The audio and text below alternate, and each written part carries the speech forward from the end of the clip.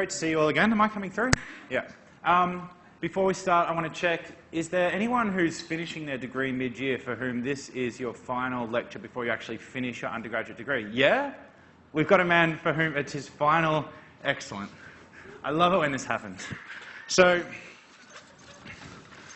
it doesn't happen very often mid-year, which is why it's always like a nifty surprise. So, see, here's the thing. When you finish your undergraduate degree, nothing happens. It's so anticlimactic. Like, you walk out of your last lecture. A lot of people have this experience. You walk out of your last lecture and you want to feel something, like something's happened. It's like, no, I guess I'm just going to go and work at Liquorland because that's what I do. Autobiographical note. And likewise for your last exam, it's super anticlimactic. So for later year units, even though this is a second year unit, people can take it to round out their degree. For later year units, I always just check if there's anyone for whom it's their final lecture. I make them stand up. So stand up. You get a round of applause for finishing your last lecture. And then you get a choice between regular Freddo, Caramello, or the popping candy type of Freddo. Yeah, popping candy. Popping candy, congratulations. Oh, I'm so sorry. And I'm just going to enjoy these myself later to celebrate the end of the semester, or share them with my colleagues. You got it right, yeah, well done. Congratulations on your last ever lecture. Okay, now, those of you who have a keen memory will remember that this is the same image I used at the start of the first lecture, and I said some stuff about how I like it, because, so this is a picture, a famous fresco called the School of Athens in the Vatican, which depicts a bunch of ancient Greek philosophers and poets and historians hanging out in the agora talking about life, the universe, and everything.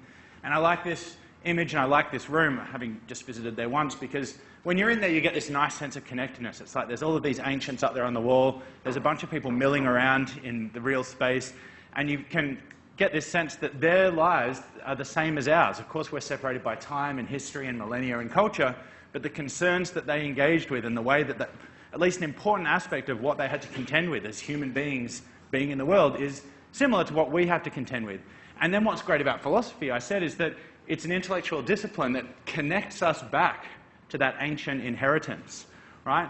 The questions that the ancient Greeks were asking are questions that we're still asking today, and we're still paying attention to the things that the ancients had to say about it and trying to situate our own theorizing in the context of this kind of vast, thousands-year-long history.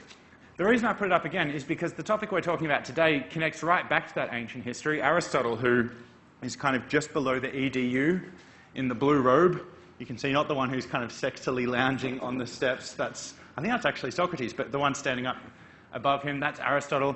Aristotle was the kind of founder of the virtue ethical tradition in Western philosophy. There's sort of a parallel tradition in Eastern philosophy. Confucianism has a kind of virtue ethical framework in some respects as well.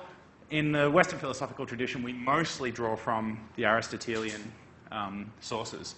So we're going to talk a little bit about virtue ethics today. It's super interesting. We could easily give this 2 or 3 weeks, but we're just kind of tacking it on the end here. I'll just remind you about Setu. That's where you click on the link to do your evaluation, and it's useful if you can. There are incentives, as you know, and it's up until June 3. This exam information is basically just mimicking what's up on the web. So that's 2-hour exam with 10 minutes reading time. There's 4 questions. I say 350 to 500 words. This is not a strict word limit at all. It's just to, I guess, deter you from writing 5 pages in response to any of the questions. You really don't need to write that much. There'll be a few parts to each question, a couple of sentences or 3 short paragraphs altogether, a couple of sentences for each part of the question is fine. So don't ramble, only answer the question that's set. Don't sort of see it as an opportunity to say everything that you can remember about consequentialism. Bring in that knowledge that's relevant to answering the question. There's only one reading that that the question explicitly requires you to demonstrate knowledge of, which is the reading from Michael Stocker in relation to the stuff on impersonality. But all of the questions will give you space and an opportunity to speak about what's going on in the reading. So you shouldn't just be revising the lecture notes, you should be revising the readings and here are some questions for you to look at in revising. So these are not the questions that are on the exam, but these are questions which, if you have them in mind as you're working through the readings and as you're working through the lecture notes and taking notes under each of these headings, you'll be focusing your attention in the right places in order to be in a good position to answer the actual questions that are on the exam. Any questions about exam, study, content, or revision? All right. Oh, yeah, sorry.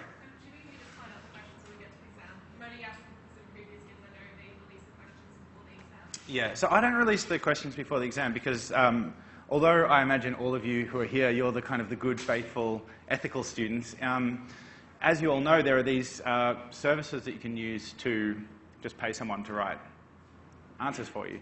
So in every unit I want to have at least one assessment where there's no way to game the system and get someone else to write out the answers for you. So by giving this kind of content to you, it means that students who are engaged in the course know how to focus their attention and revise in a way that's not just loose but focused on what you need to focus on, but it makes it hard for people who just want to basically pay someone to write for them to get the idea? So this is in the interest of all of you, because I know you are all not the students who would do that. The students who do that never show their face at lectures, because I can see the guilt in their eyes. Okay. Oh, any other questions? Sorry, I shouldn't have moved on before checking. Okay.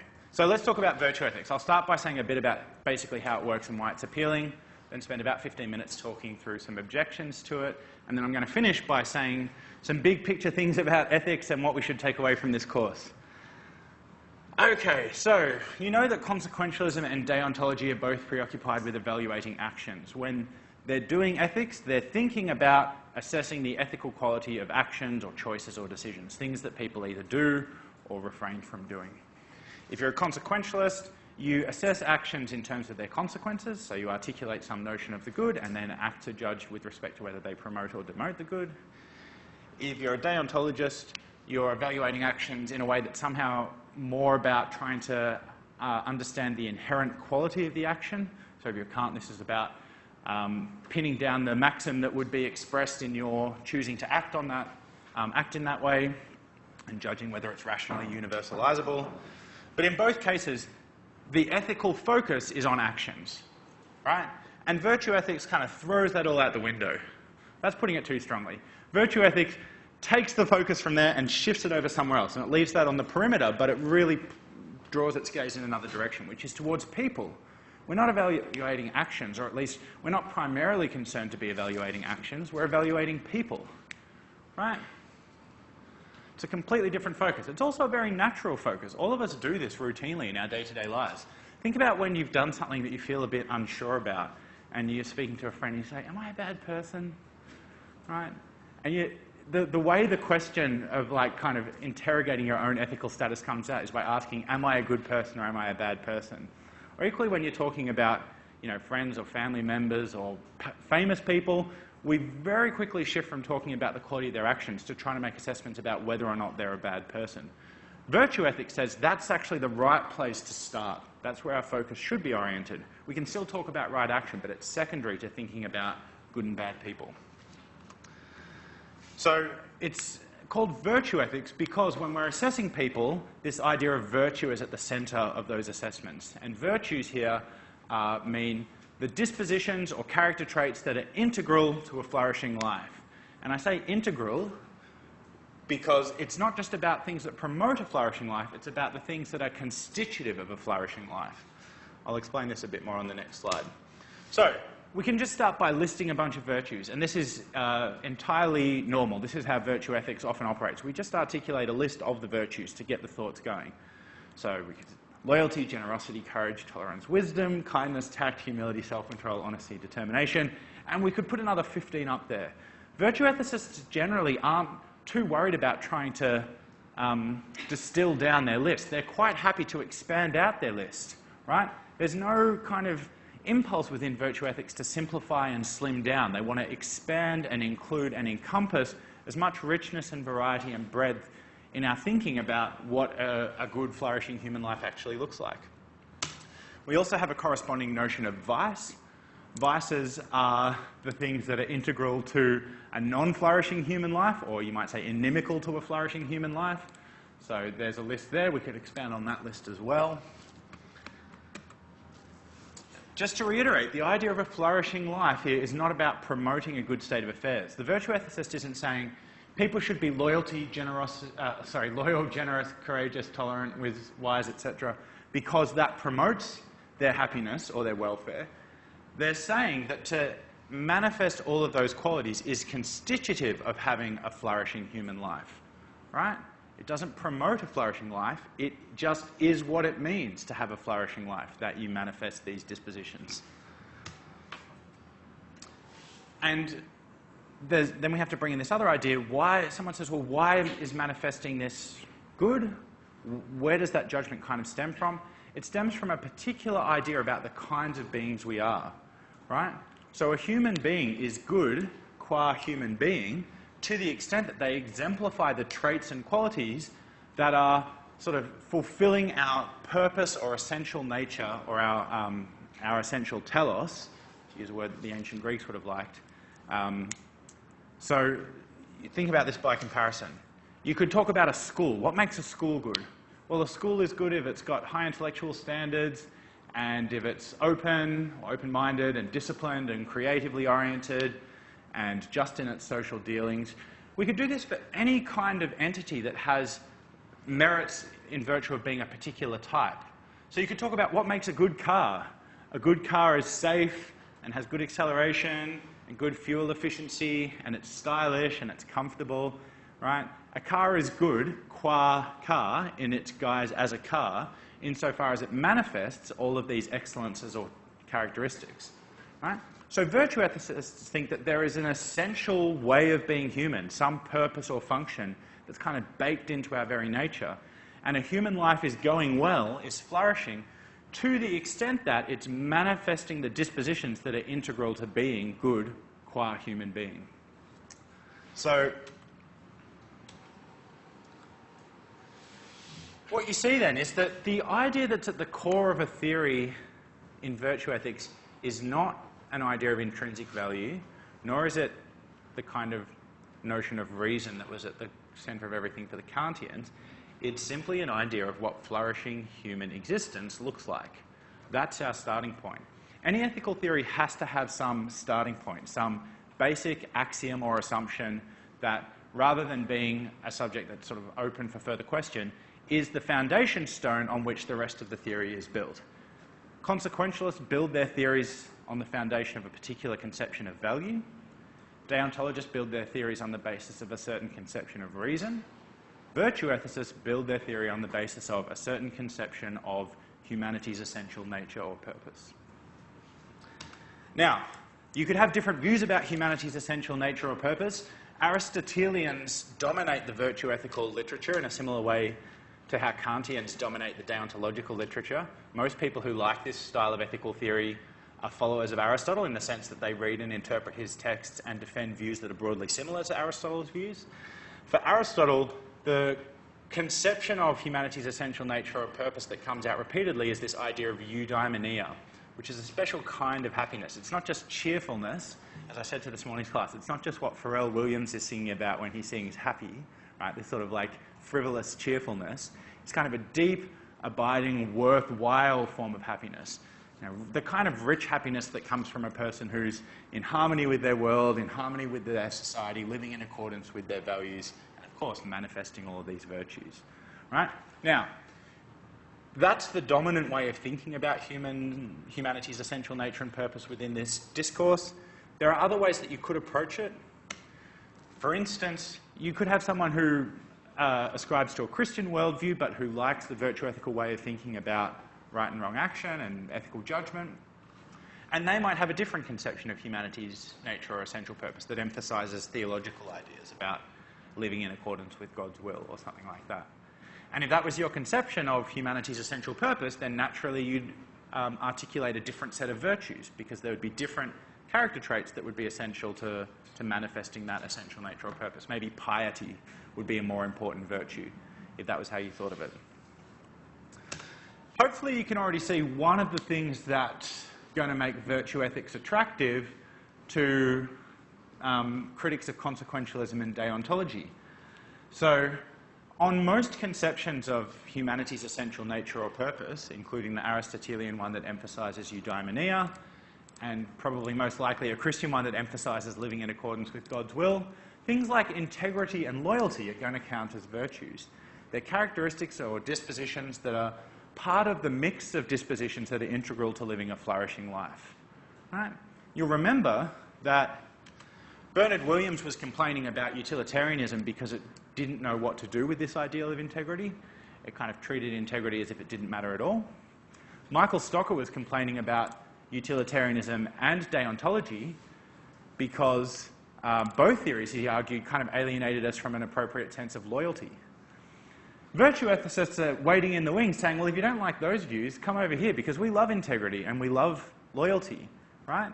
They're not the only things we care about, but they're definitely on our list of virtues that are, again, partly a manifestation of what it means to live a flourishing human life. Okay. As I've now emphasised a couple of times, when you're doing virtue ethics, your evaluative focus is latching on to people rather than to actions. It's not that you have no interest at all in the question of right and wrong actions, but it's secondary. Your primary interest when you're making ethical judgments is judging the ethical merits of other human beings or yourself as a human being. One consequence of that is that you need to have an account of what it means to possess a virtue. And you might think that that's kind of nothing particularly to worry about, but you can see how it's going to have empirical consequences. You need to have a theory of what it means to possess a virtue that's at least consistent with, and ideally sort of overlaps with, our best naturalistic understandings of how character traits are expressed in human personalities. The rough gist of what most virtue ethicists want to say is like this. I'd say that virtues are stable character traits involving dispositions to think and feel and act in accordance with a particular kind of operative ideal under particular circumstances. So the easiest way is just to think of a particular virtue and spell this out. What does it mean to be a kind person, to possess the virtue of kindness?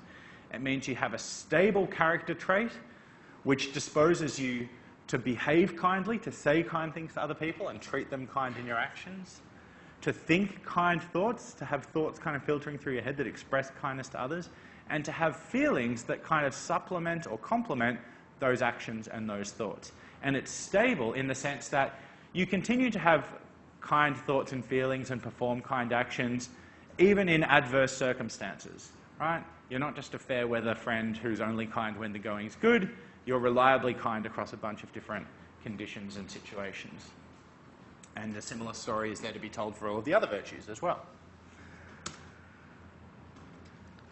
Now, you could have a view of virtue ethics where you say all we're interested in is assessing people in terms of whether they possess the virtues.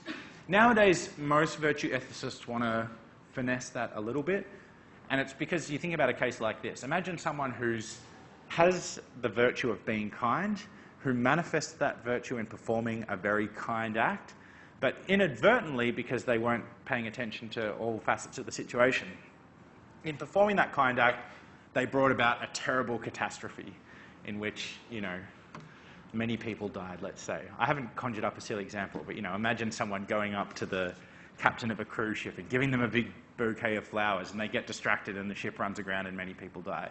It was a kind act, but you're not supposed to distract the captain of a cruise ship when, you're coming up to the reef. Okay, so most virtue ethicists now want to finesse their theory so that we're still going to allow ourselves to issue blame towards someone who performs a disastrous act, even if they were motivated by and manifesting virtue in doing so, right?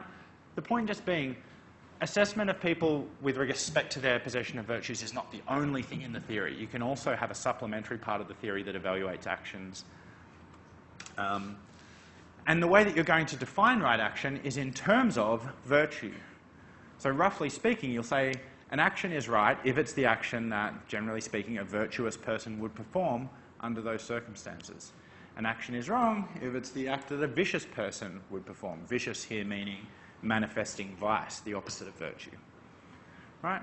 So you can still have a theory of right action. The point is that unlike consequentialism and deontology, that theory, that account of right action is not in the centre of your focus, and it's derivative from or parasitic upon the thing you are primarily focused on, which is an account of what it means to be a good person, or a bad person, as the case may be. Does this make sense? People feeling the vibe of virtue ethics? It's kind of a nice, textured, subtle, complicated ethical theory. Let's talk about why some people like it and why other people don't. Okay. The first thing to say about the merits of this, I think, is that every ethical theory has to set down its foundation somewhere or other. Right? You can't kind of do ethical theory in a way that avoids all commitments, otherwise you're not going to have anything to say. So there's going to be some set of claims that just serve as the axioms. Now, if you're doing consequentialism, the axiomatic claims are going to be about what has value. You have to think about the kinds of things that have intrinsic value, which means they'd have value even in a universe where nothing else existed. And the sort of intuitions that get elicited when you're trying to think through those kinds of thoughts experiments are pretty weird.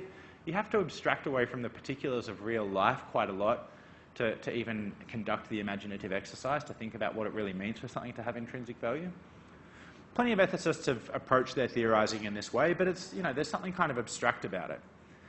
As we saw over the last few weeks thinking about Kant, you could start, instead of thinking about intrinsic value, you could start with an ideal of reason. And as I sort of brought out in the lecture, there's a way in which it's very difficult to say no to the ideal of reason, because when you try to criticize the ideal of reason, it seems like you're appealing to reason in order to do it, and thereby already manifesting an allegiance to the ideal of reason.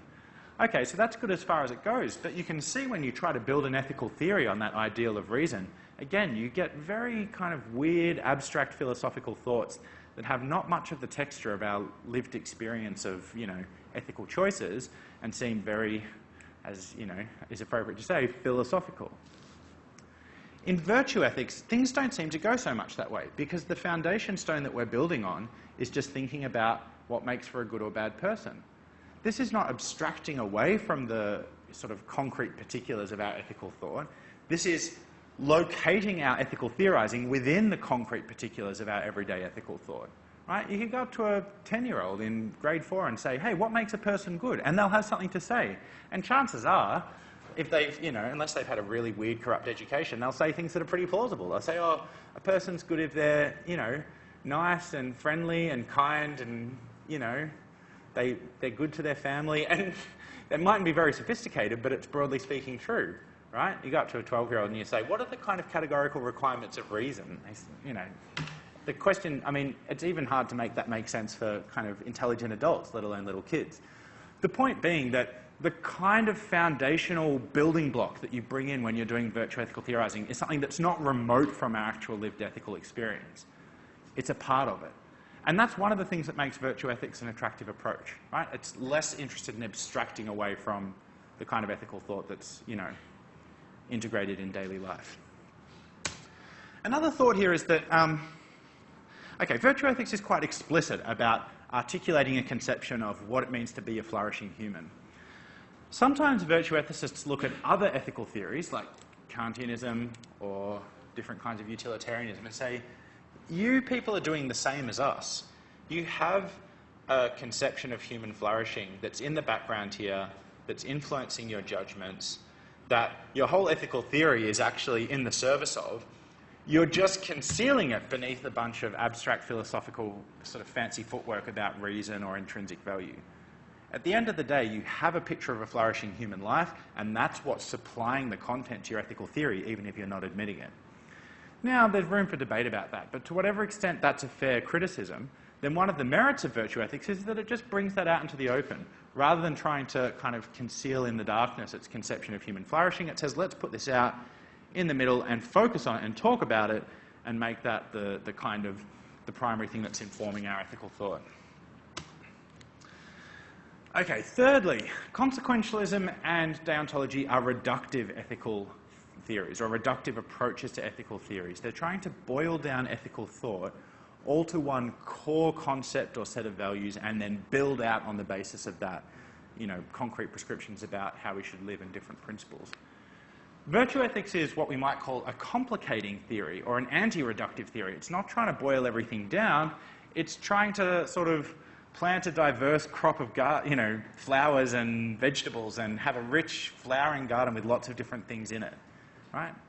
It's an inclusive, expansive approach to ethical theory. It makes everything more complicated than you thought, or at least it allows things to stay as complicated as they were all along. Now, you could see this as a positive or a negative. The reason why people want to see it as a positive is because they think, look, human life is complicated. Living well is complicated. Being an ethical person is complicated. Ethical theories like consequentialism and deontology that try to boil it down to a few essentials can't help but to distort the actual quality of being an ethical person or living in ethical relations with others. Again, there's a kind of debate to be had about this point, but you can see where the virtue ethicist is coming from. Right? There's a reason to value this complexity rather than wanting to push it away. So think about how we educate children. We often tell children that certain acts are wrong. You shouldn't lie, you shouldn't steal. But equally, a lot of our educative, ethical discourse with children is focused on telling them the kinds of people they ought to be. Right? We say you should be kind. Don't do that. Why? Well, because it's not kind. You're not being kind to your brother. You're not being kind to your classmates. Right? This approach to education that we have, rightly or wrongly, emphasizes character traits and encourages children not just to perform the right actions, but to try to cultivate a character so that the right actions just naturally manifest themselves.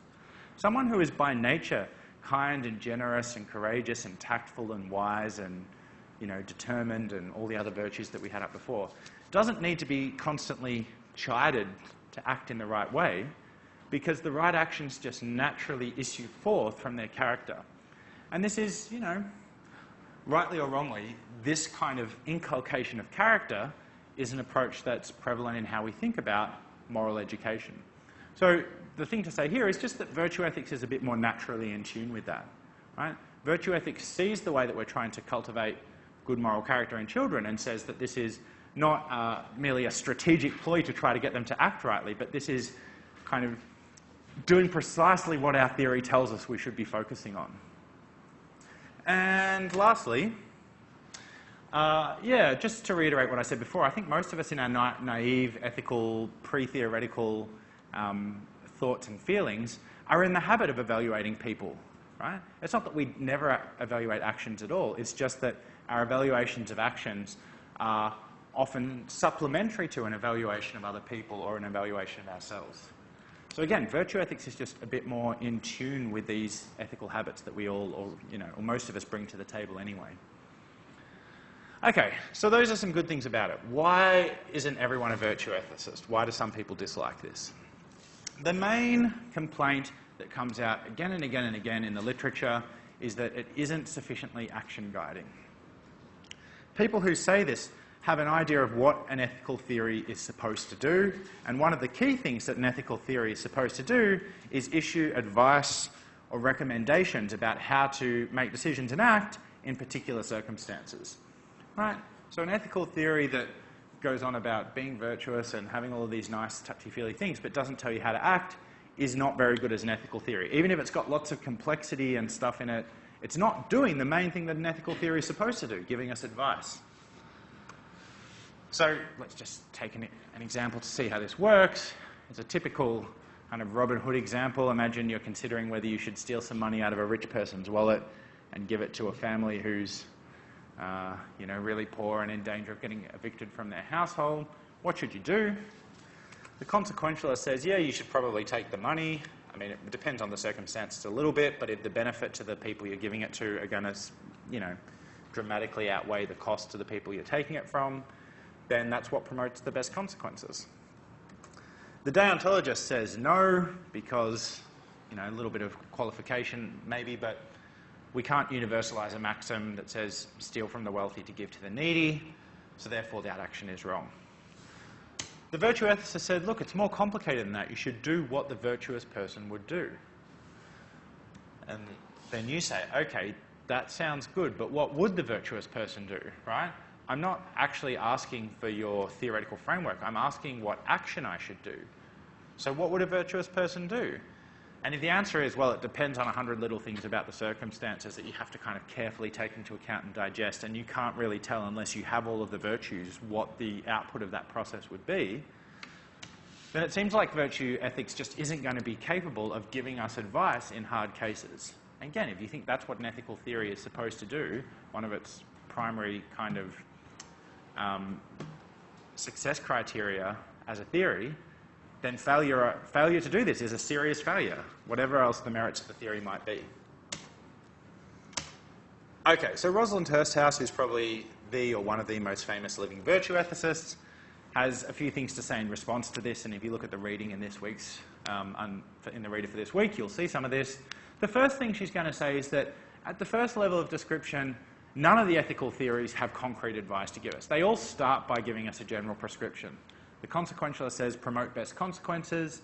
The deontologist says act only on a maxim that you can universalize or something like that. The virtue ethicist says do what the virtuous person would do. And for all of those theories, it's a further step to actually spell out the concrete requirements of it. So virtue ethics is not at any kind of comparative disadvantage to other ethical theories in this, at this first level. Now, in easy cases, all ethical theories end up issuing the same result, right? So, should you go out on Friday night and get drunk with someone you've just met, or go to your best friend's birthday party even if you don't really want to go, but they asked you, and they really want you to be there, and it would break their heart if you didn't? I mean, in an easy case like that, all ethical theories say the same thing. Be kind to your friend. What matters is how the different ethical theories respond to the hard cases, the cases in which we actually need to bring the theory in to think through the particulars of the problem, because we can't just tell straightforwardly what we ought to do. It's true that in hard cases, deontology and consequentialism are much more interested in trying to apply a strict formula or some strict principles in order to generate a concrete answer than virtue ethics is, right? Virtue ethics often admits that it simply can't apply an ethical algorithm or an ethical formula and pull the handle and spit out an answer about what you ought to do. The question is, again, whether that should be thought of as a defect of virtue ethics, right? One thing that virtue ethicists want to say is that the only way consequentialism and deontology spit out definitive verdicts for these hard cases is by oversimplifying them. Anyone can cook up some formula for deciding how to act, where if you pull the handle on the machine, it will spit out an answer and tell you what you have to do. But the machine that spits out answers about what you ought to do is only a good one if it's attending to all of the subtlety and complexity of the situation, right? So if it simplifies away from that subtlety and complexity in order just to be able to give us an answer, it's no use to us. We're better off with a theory that pays attention to the subtlety and the complexity, even if it can't give us an answer. Hursthouse has a really famous article on abortion in which she kind of brings this perspective to bear in criticising other ethical work, sort of in the consequentialist or deontological mode, about abortion. So she criticises both theoretical approaches for trying to give us an all things considered answer to the question of, is abortion ethically permissible, or when is abortion ethically permissible? And what she says is, if you go and speak to someone or a family who's considering whether or not to have an abortion and try to pay attention to all of the complexities and subtleties that are going on in their life, there's never going to be a clear answer. There's, countless different virtues or vices that could be expressed in someone's decision to have an abortion or not, and whether the abortion is ethically justified or not in a particular case depends upon which combination of virtues or vices are being manifested in the choice of whether or not to have one, right? The point being that any theory that tells you it's simpler than that, you just apply this formula and you get an answer, is not merely kind of useless, it's also kind of offensive. It's taking us away from the actual complexity of the case and trying to reduce, morality to mathematics. Oh, what? Good. Okay, but the critic of virtue ethics might come back for a second bite and say, okay, the problem is not merely that virtue ethics isn't geared towards giving us advice, it's that the ideas and the resources that it's bringing to our attention to help us think through the problem, even just think through the problem without delivering us a clear verdict, are actually things that come into conflict with themselves, right? The virtues frequently come into conflict. They pull us in opposite directions. Think about, for instance, kindness versus honesty. We all know that we can find ourselves in circumstances in which we have a choice to be either kind or honest, but we can't do both at the same time, because being honest will be unkind, or being kind will be dishonest, right? Equally, we know that there are circumstances in which the values of tolerance and loyalty come into conflict, right? So suppose your best friend or your family member is gay and you're talking to someone who's super religious and they say a bunch of really nasty things about gay people. The tolerant thing to do is to let that person have their opinion and not yell at them or harass them or tell them that they're evil. The loyal thing to do is to stick by your friend and express, kind of conflict or hostility towards the person who's condemning them. You can't do both at the same time. What should you do? The problem is that virtue ethics gives us these values and tells us to act in accordance with them, knowing all along that we're going to find ourselves in circumstances where we can't act in ways that manifest all of the virtues at the same time. Indeed, it's not just about different virtues coming into conflict, it's also the case that some of the key virtues, like loyalty or generosity, can create internal conflicts. You can have divided loyalties or generosity that's pulled in two directions at once. So, this complaint that we were seeing about consequentialism and deontology before, or that I was hinting at, the virtue ethicist kind of wants to say, all your consequentialists and deontologists, you've just got this kind of immature predilection for wanting to boil things down and make things really simple. You're trying to treat morality like it's mathematics. Morality isn't like mathematics. It's too complex for all that. The consequentialist or deontologist might reply at this point and say, you were being unfair to us before. It's not that we just want to be simple-minded about this stuff. It's just that we know what trying to be in the world is like, and we know that there are these conflicts. And if we have an ethical theory that's not giving us any resources to resolve the conflict and decide how to act, that's just saying, well, it's all super complicated, then that's kind of useless to us. We knew that it was complicated. We want to know how to act. Okay, so what's the virtue ethicist going to say by way of reply? Firstly, as Aristotle would have emphasized, it's important to recognize that the virtues themselves are not in conflict. The complaint here is not that you can't be both a kind person and an honest person. The complaint is that you can very easily find yourself in situations in which you can't act in accordance with both of those virtues at the same time. So that's the first thing just to note, that it's perfectly possible, and indeed you might think it's indeed the case in some people's lives, that all of the virtues are kind of there in their character. Then they're going to say, as for these dilemma-type situations, this is just a feature of life. No ethical theory gets us out of the reality that there are genuine moral dilemmas, right? So it is a version of the same thought that's going to come up. It's saying, if your ethical theory is supposed to make it such that you can just resolve moral dilemmas, you're making a kind of Faustian bargain. That's not what you should want out of your ethical theory. It shouldn't resolve dilemmas just by giving you a false formula that tells you, well, here's how you can act in a dilemma. If you're in a genuine dilemma, your theory should be able to recognize that you're in a genuine dilemma. And if it doesn't give you advice on how to act, that's a good thing, because that's recognizing the reality of the situation that you find yourself in rather than trying to misrepresent it as something else. Julia Annis, another prominent virtue ethicist who there's a reading in the Reader for you to look at, hers wants to emphasize the importance of practical wisdom in the face of dilemmas. Practical wisdom is not something that you can apply like a formula and crank the handle and spit out an answer.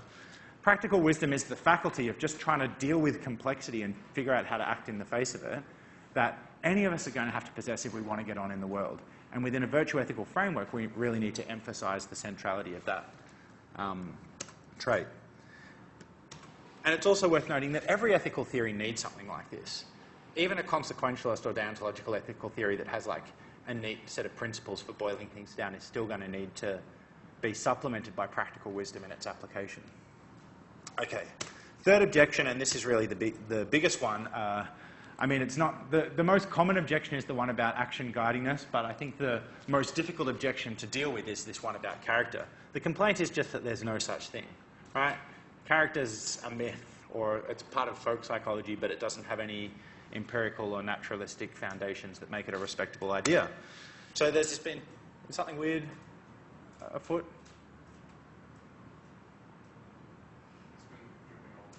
Oh, it's dripping? Yeah. This is how it starts. At the end of the Menzies building. All right, I guess I better report that to someone, but I'll do that. No one's getting dripped on, are they? Okay. So there's been a big research program in behavioral psychology over 50 years demonstrating that it's really hard to make predictions about how people will behave based on information concerning their supposed character or personality.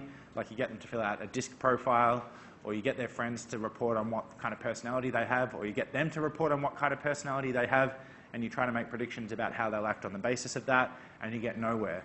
But it's remarkably easy to make predictions about how people will behave by just describing certain features of their circumstances, right? So if you put someone in a situation where there's a lot of pressure to manifest unkindness towards someone, then whatever kind of antecedent facts about their personality might be on the table, chances are they're going to act unkindly, right? The idea is that character is not any kind of deep thing. Character is a very superficial thing, and most of our choices about how we act are determined by our situation. So the view is called situationism. Right? It's a big research program, as I said, it's been going for 50 years. Those of you who studied the Milgram experiments, which are about people giving other people electric shocks, this is where it all started. When we say that someone did something because he's brave, or because she's kind, or because he's generous, or because she's wise, or things like that, situationists say we're committing the fundamental attribution error. The fundamental attribution error is trying to explain why someone behaved the way they did by appealing to some supposed fact about them, rather than by appealing to the facts about the circumstances in which they're acting. And the basic idea, as I say at the bottom here, is that behaviourally we're all pretty similar. There's no deep character that's determining how we act. We're just kind of fundamentally share the same, human behavioural dispositions.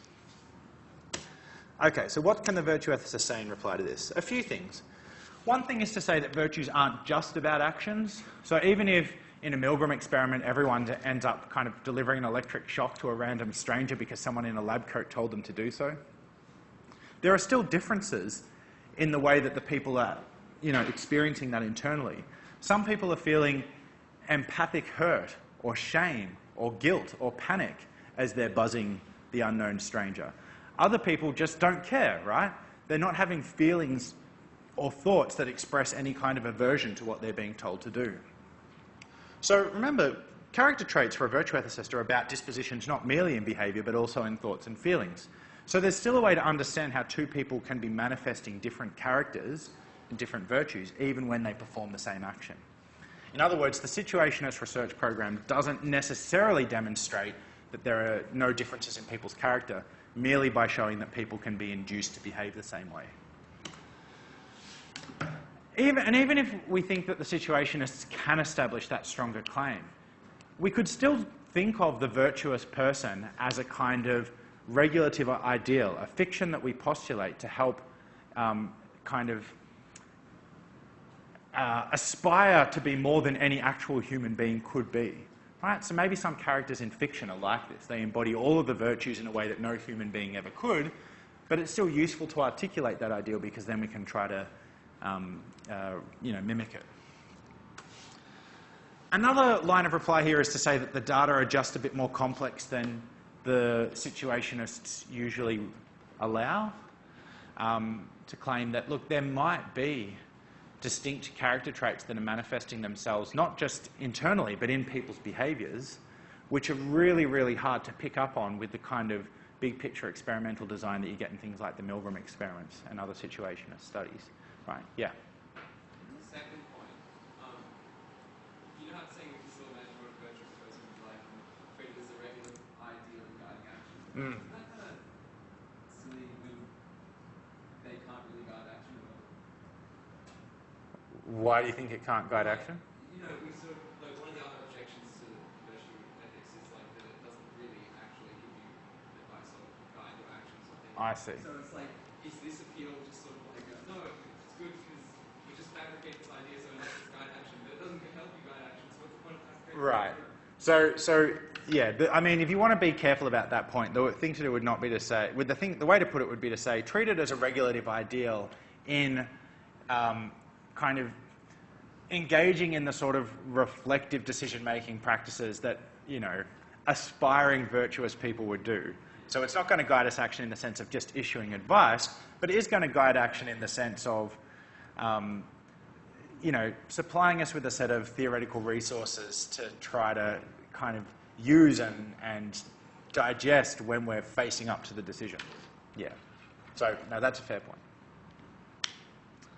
One last point about how virtue ethicists can apply to situationism is just to say that if we go the whole hog with the situationists, their theory proves a whole lot, and maybe it proves too much, right? Because there's this other very productive research program in behavioral genetics identifying ways in which genetic differences between people can be used to predict behavioral differences, right? If the situationists say that the most important thing in predicting behavioral differences is judging the situation that an actor is in, and the behavioral geneticists say, no, no, no, the most important thing, at least in certain decisions, is looking at people's genetic predispositions, then we've got a conflict. And it seems implausible to think that the situationists, the data that has been turned up by situationists can just trump the data that's been turned up by behavioral geneticists. So somewhere between these competing bodies of evidence, we have to think about where character and differences between individuals can fit in. Right? But if we just go the whole hog with the situationists, it seems like we're not just writing off virtue ethics, we're writing off a whole other research program. Okay, so what should we think about this? Well, I mean, as I've said with pretty much every view we've looked at in this course, when you look at the arguments for and against, you're not going to get any straightforward conclusions like, well, it's obvious we should or shouldn't be virtue ethicists, or indeed any of the other views that we've looked at. Each position that's been tabled in this course has presented us with a certain set of attractions, but also theoretical challenges and burdens. So, because virtue ethics focuses on evaluating people rather than actions, you get some particular challenges. One is that you have to think much more about how practical wisdom works than you do in other ethical theories. All ethical theories need to say something about practical wisdom. All ethical theories need practical wisdom in their application. But for virtue ethicists, that's kind of at the core of acting well in the world. Right? And like any kind of complicated theoretical notion, giving a plausible, empirically respectable theory of practical wisdom is hard work. Right? So this is a cost that virtue ethics incurs and that other theories don't. I'll just leave that point aside because I haven't spoken enough about it. Just tying back into what I was just saying about situationism, there's also a threat from moral psychology to virtue ethics which seems more potent than the threat to other ethical theories from moral psychology. Right? I mean, situationism, there are ways to pick at it and prod at it and ways to kind of hem it in and not give it too much space, but it represents a really serious challenge to the theory of like human personality that virtue ethics is trading in. So you can't do virtue ethics without paying attention to this large body of empirical research and saying something about it. Nevertheless, this is a little bit brief, but I just want to say that despite these serious challenges, virtue ethics continues to be a really popular and appealing kind of way of doing ethics over the last 40 or 50 years. I think partly that's because of the way it focuses our attention on the person and the way that that kind of chimes very naturally with how a lot of us think about ethics before we even come to study it in a philosophical way. And equally, I think the richness and complexity of virtue ethics, the fact that virtue ethics welcomes all of that richness and plurality and diversity rather than trying to simplify things down, is part of the explanation of why people are drawn to it. Right?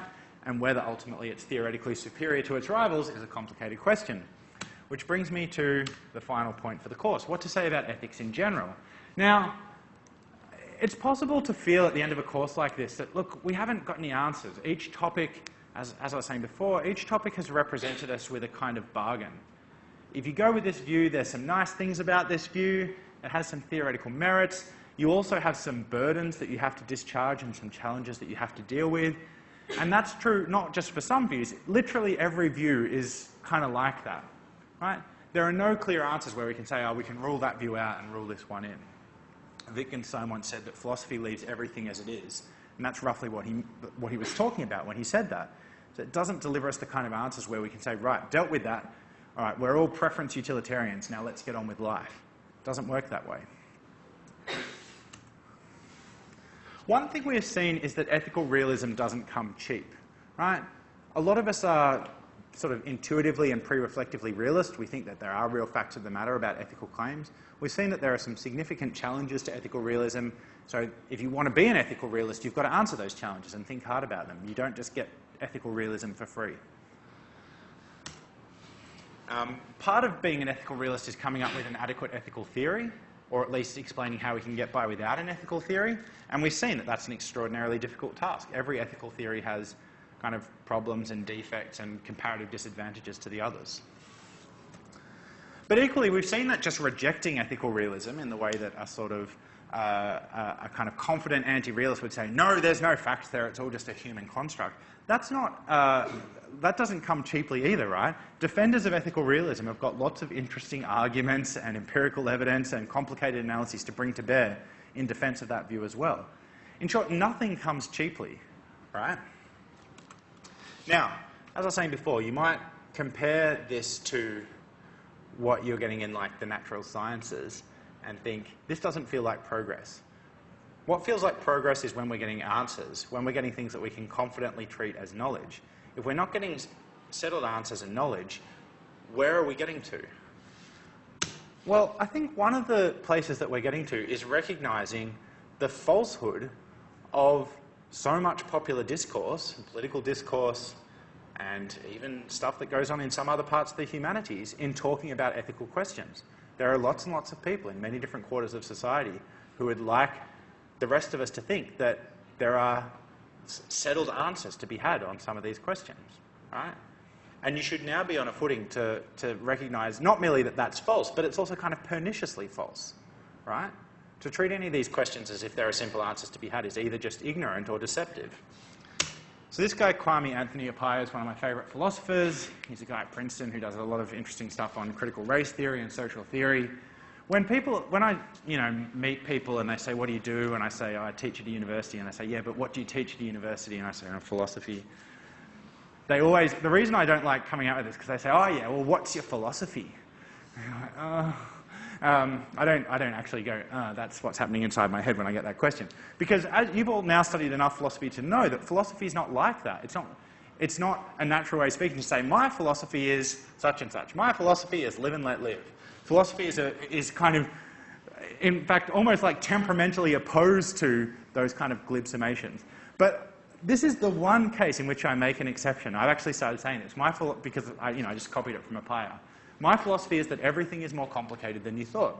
One thing I like about this philosophy is that I'm pretty sure it's true, right? There's not a single topic in philosophy or any other discipline of inquiry where, when I started looking at it closely, I haven't found, oh shit, this runs deep, right? You could spend the rest of your life reading and learning about this and still never get to the bottom, right?